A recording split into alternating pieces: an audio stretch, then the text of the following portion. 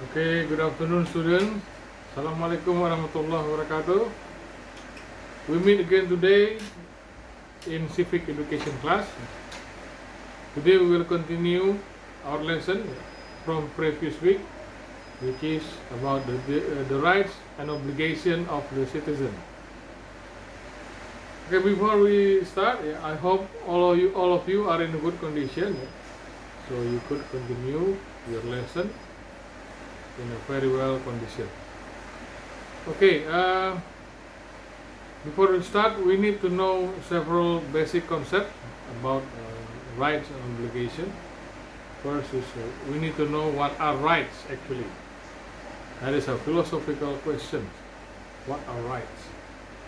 Rights essentially is a legitimate and or justifiable claims on something which is made by a person or groups against another person or group.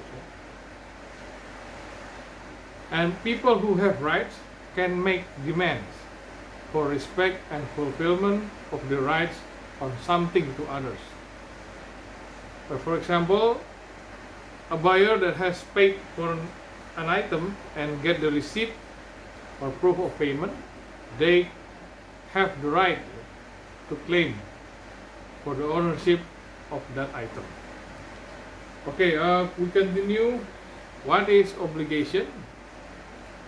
According to Professor Notonagoro, is one of the philosopher, Indonesian philosopher.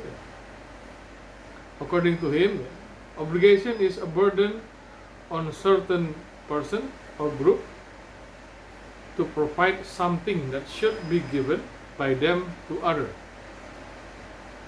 Okay, obligation could be prosecuted forcibly by force by those who has right and authority to force. Okay, obligation is something that must be done. For example, if a person has promised to do something, it means that he or she is obliged to do that thing. Okay. Okay, we continue.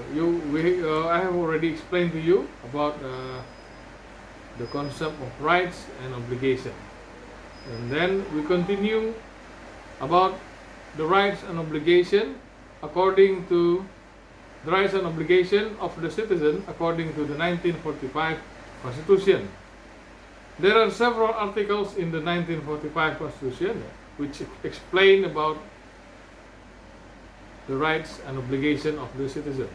First is Article 27, Section 1, about equality before the law and government. Article 27, Section 2, about the right to work and earn a human livelihood. Article 27, Section 3, about obligation to defend the country or state of Indonesia. Article 31, Section 1, right to get education. Article 33, Section 1, 2, 3, and Article 34, it's explain about the right for social welfare. Article 28, about right to organize, gather, and express the ideas through any media.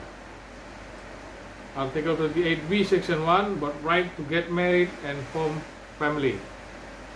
Okay, there are several articles about the rights and obligation of the citizen. We will read this article in the Zoom meeting later on. Okay. And there are also the duties and responsibilities of the Republic of Indonesia, of the state to the citizen. We will read this also in the Zoom meeting. Okay, we continue to our next subtopic about the relation between state and citizen. There are three perspectives explain about the relation between state and the citizen. First is pluralist perspective. This perspective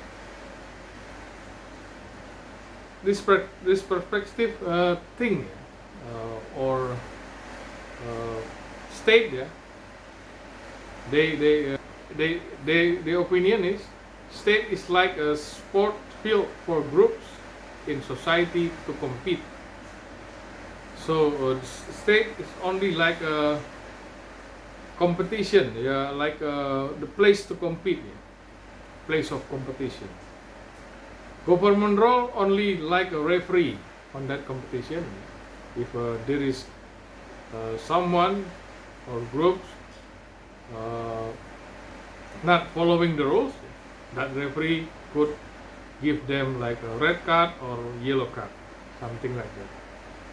And state must submit to the society because society created the state. There are several philosophical figures that using this perspective is Thomas Hobbes and John Locke. Okay, we continue to the second perspective, which is Marxist. One of the most prominent philosophical figure of this perspective is Karl Marx, which was born in German, Trier, Berlin. According to Marxist perspective, the state is an institution that used by the bourgeois, the ruling class, to relieve class contradiction between the oppressed and the oppressive class.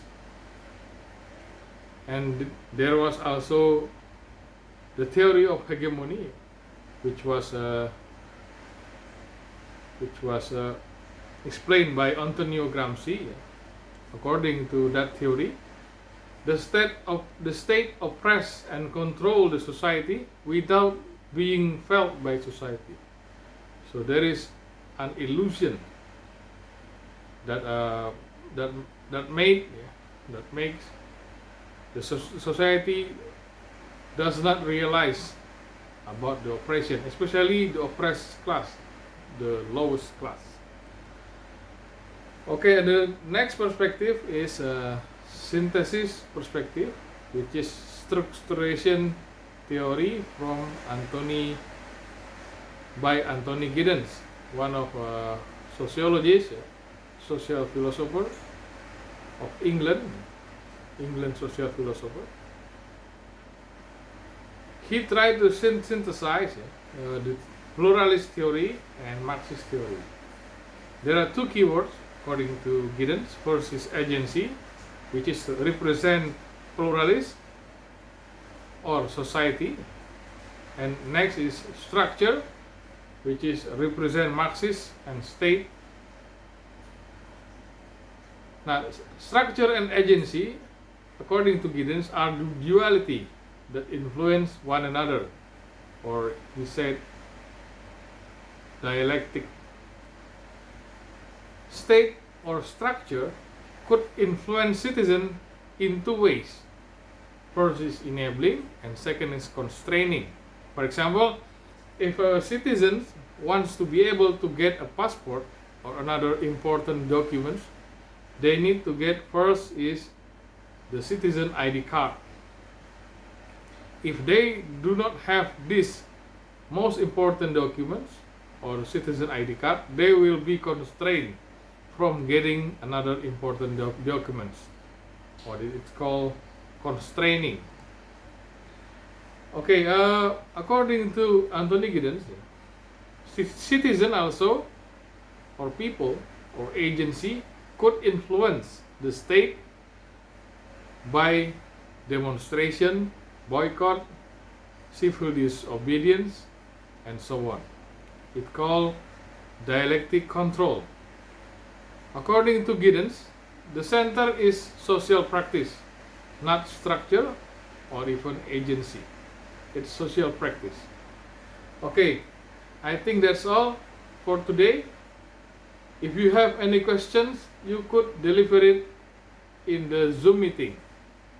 And we will discuss about the assignment for today's assignment later on in the Zoom meeting.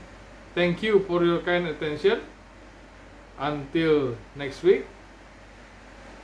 Assalamualaikum warahmatullahi wabarakatuh.